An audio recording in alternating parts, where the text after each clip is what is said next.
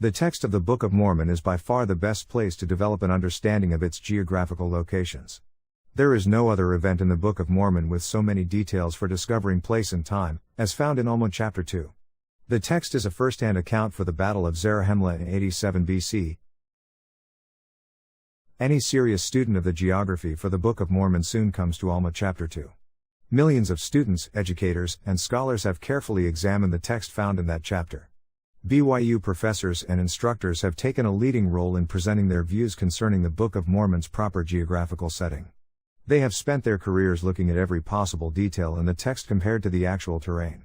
Many believers have donated to these scholars tens of millions of dollars in salaries and benefits to continue their search. The search has continued from one generation to another.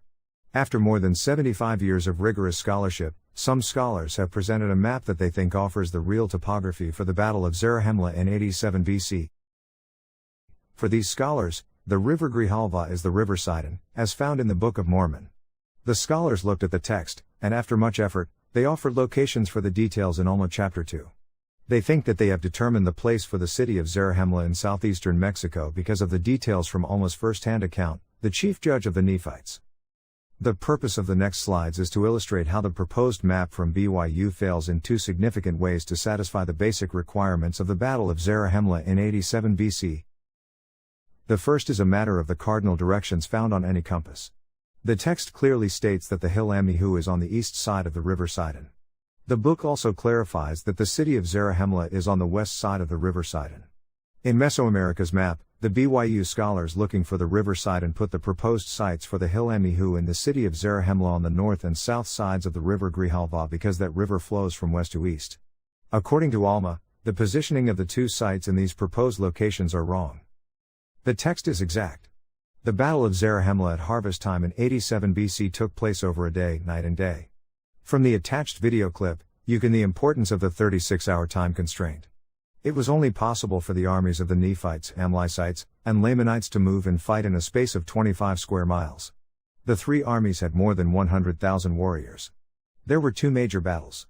The first battle was two armies on the morning of the first day, and the second battle was three armies on the morning of the second day. In the BYU-sponsored map for the Battle of Zarahemla, the Hill Amnihu, the Valley of Gideon, the crossing of the River Sidon, and the battle on the east bank of the River Sidon took place in an area that is 25 miles by 25 miles, 625 square miles.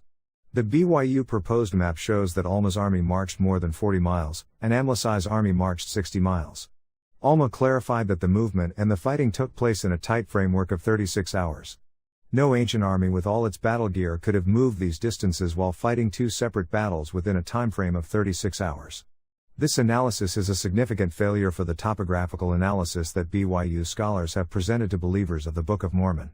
If one accepts the text as written by Alma, then it becomes necessary to reject the map that comes from BYU. As a church, we can do better than this.